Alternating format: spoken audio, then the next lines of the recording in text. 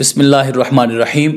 روایات موضوعہ کا جو سلسلہ ہم نے شروع کر رکھا ہے اسی سلسلے سے آگے اب احادیث کا سلسلہ شروع ہو رہا ہے، اور یہ پہلی روایت ہے موضوع جو آج ہم بیان کریں گے۔ وہ کیا ہے؟ ایسی روایت جس کو رسول اللہ صلی اللہ علیہ وسلم کی حدیث کہا جاتا ہے۔ بعض اوقات لوگ اپنے بیانات میں یا بعض احباب اپنی جب کتب میں ذکر کرتے ہیں اس کو تو باقاعدہ طور پر وہ لکھ دیتے ہیں جی رسول اللہ صلی اللہ علیہ وسلم کی حدیث ہے، یا اس کو لکھ دیتے ہیں کہ یہ حدیث پاک میں موجود ہے۔ وہ حدیث پاک کون سی ہے؟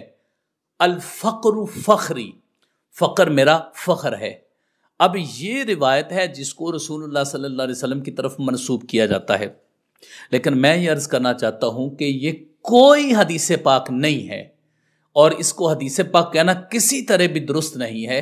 یہ ایک موضوع من گھڑت روایت کے الفاظ ہیں، اور جو موضوع من گھڑت الفاظ ہوتے ہیں ان کی ذخیرہ حدیث میں کوئی حیثیت نہیں ہوتی۔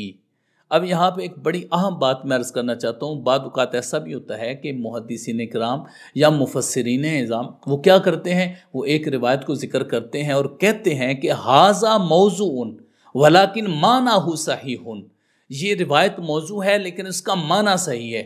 اب ان کا یہ جو لفظ ہے اس پر ہم پکڑ تو نہیں کر سکتے کہ انہوں نے ایسا کیوں کہا۔ کیوں؟ اس لیے کہ ایسے لفظ موجود ہوتے ہیں، ایسے معنی موجود ہوتے ہیں، یا تو قرآن پاک میں ہوتے ہیں یا حدیث صحیحہ موجود ہوتے ہیں۔ لیکن یہاں پر میں ایک بڑی دردمندانہ اپیل کرنا چاہتا ہوں آپ سے کہ جب رسول اللہ صلی اللہ علیہ وسلم کے ذخیرہ حدیث کا دفاع مقصود ہو تو پھر اس طرح کے الفاظ کی حوصلہ شکنی ہونی چاہیے، حوصلہ افزائی نہیں ہونی چاہیے۔ اگر ہم کہتے ہیں کہ اس کا معنی ٹھیک ہے، اس کا معنی، تو اس کا مطلب پھر یہ ہے کہ ہم ان الفاظ کو باقی رکھیں گے؟ نہیں، ایسا بالکل نہیں ہے۔ ہاں، وہ صرف ان کا مقصد یہ ہوتا ہے کہ ایک ڈائریکشن دی جا رہی ہے کہ آپ کو اس کا مفہوم اگر چاہیے تو وہ صحیح روایات میں موجود ہے، لیکن ان الفاظ کو انہوں نے باقاعدہ طور پر موضوع قرار دے کر اس روایت جس کی طرف لوگوں کا رجحان جا رہا ہے اس روایت کو انہوں نے باقاعدہ اس کی حوصلہ شکنی کر دی ہے کہ اب یہ روایت ذخیرہ حدیث میں نہیں ہوگی۔ ایسی روایات، میری تو یہ ایک رائے اور خیال ہے کہ ہم ایسی روایات کے بارے میں بالکل کوئی ایسی رائے قائم نہیں کریں۔ ہم یہ تو کہہ دیں کہ اگر آپ نے اس سے متعلقہ کوئی مواد پڑھنا ہے تو فلاں کتاب سے آپ پڑھ لیں، لیکن اس روایت کو، ان الفاظ کو آپ بیان مت کیجئے۔ کیوں؟ اس لیے کہ جب ایک روایت ہے اس کی کوئی سند ہی نہیں ہے، کوئی اصل ہی نہیں ہے، تو پھر ہم اس کو کیوں پروموٹ کریں گے؟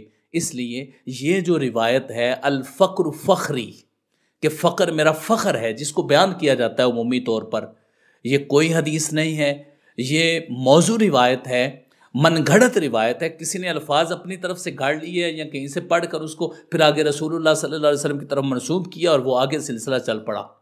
تو محدثین کرام نے اس کا دفاع کیا ہے اور کہا ہے کہ یہ رسول اللہ صلی اللہ علیہ وسلم کا فرمان نہیں ہے۔ کن کن محدثین کرام نے کہا ہے، ان چند ایک حوالے میں عرض کرتا ہوں۔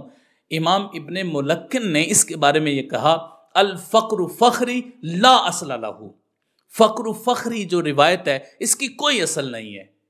یہ کہاں پر یہ بات موجود ہے؟ البدر المنیر جو ان کی کتاب ہے اس میں انہوں نے یہ لکھا ہوا ہے، لا اصل لہ، اس کی کوئی اصل نہیں ہے۔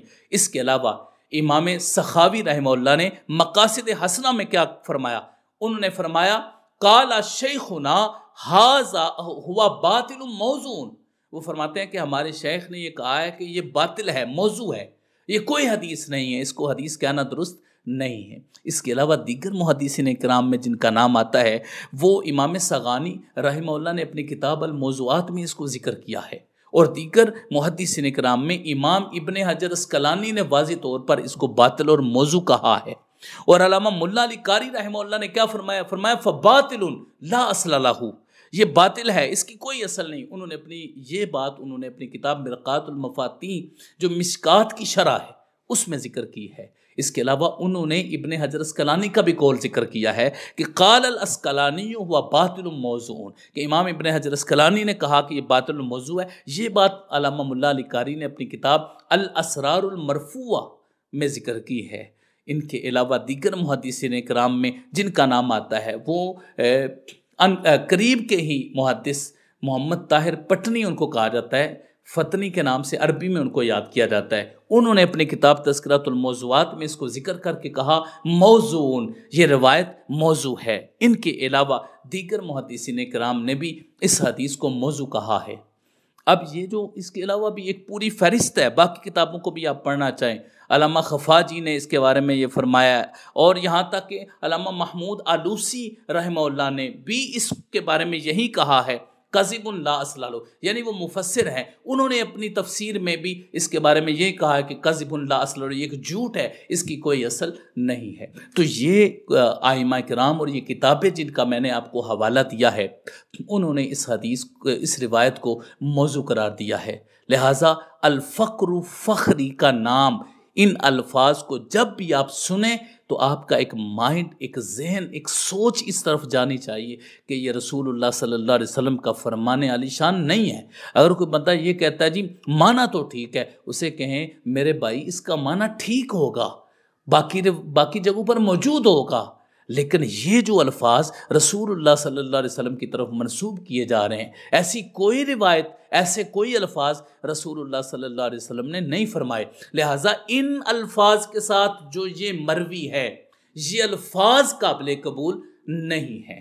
یہاں پر ایک بات عرض کروں کہ جن مفسرین کرام کا ہم نام لیتے ہیں یا محدثین کرام، ہمارا قطعاً یہ مقصد نہیں ہوتا کہ ہم ان کو کوئی ہدف یا ٹارگٹ بنا رہے ہیں یا آئندہ سے کوئی بنائیں گے، ایسا ان کی اچھی نیت پر کوئی شک نہیں ہے. لیکن اگر کسی نے ایسی روایت اپنی کتاب میں ذکر کر دی ہے تو اس روایت کو مینشن کرنا یہ ہماری اور آپ کی ذمہ داری ہے کہ ہم لوگوں کو بتائیں کہ یہ الفاظ رسول اللہ صلی اللہ علیہ وسلم کے نہیں ہیں. نتیجتاً الفقر فخری یہ روایت موضوع ہے. محدثین کرام نے اس بات پر اتفاق کیا ہے. اللہ رب العزت ہمیں ایسی توفیق کامل نصیب فرمائے کہ ہم رسول اللہ صلی اللہ علیہ وسلم کی احادیث مبارکہ جس میں لوگوں نے کچھ ایسی روایات شامل کر دی ہیں کہ جو آپ صلی اللہ علیہ وسلم کی نہیں ہیں، اللہ تعالی ہمیں ان کو اس ذخیرہ حدیث سے عمومی طور پر علیحدہ کرنے کی توفیق عطا فرمائے. عمومی کا لفظ اس لیے میں نے بولا ہے کیونکہ محدثین کرام نے خدمات سر انجام دی ہیں، لیکن ہمارے معاشرے میں عام کرنے کی اس کو ضرورت ہے. اللہ تعالی ہمیں اس کی توفیق عطا فرمائے. آمین یا رب العالمین. وصلی اللہ علی حبیبہ سیدنا محمد.